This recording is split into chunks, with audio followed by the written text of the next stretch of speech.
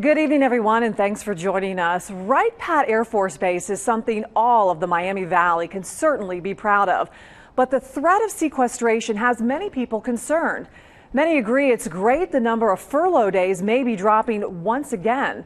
But as Wale Aliu tells us, all this uncertainty has many concerned Wright Patt may not be the economic force it once was.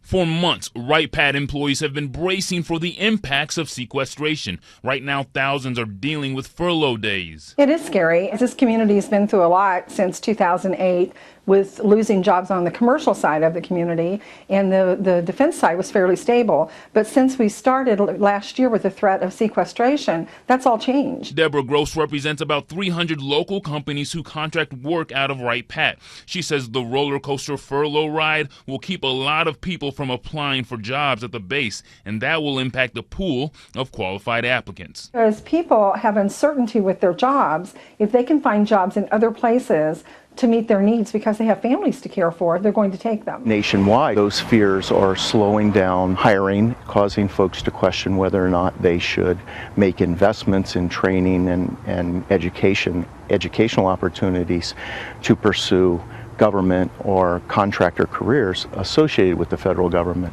Hugh Bolton says his company, ATIC, had to close a couple classes earlier this year for students wanting careers at Wright Patt because of the uncertainty of sequestration, but says the students are now coming back around, and he is still optimistic about the future. Certainly is the potential for a negative impact. The thing that keeps me encouraged is the fact that the community, the Dayton region, with leadership from the Dayton Development Coalition and our legislators, are doing everything they can. Still, Gross says sequestration is stopping several of the companies she works with from filling their openings. It would be much easier to just leave those jobs open, and then when this happens, maybe some of that I can shift people through my company and move them around so that I don't have to actually lay anyone off.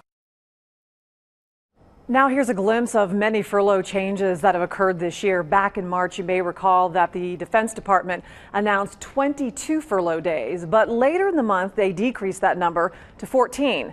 Then in May, the number went down again to just 11 days. Now, to see any previous stories from this past year on sequestration and its impact locally, just go to our website, abc22now.com, and click on news links.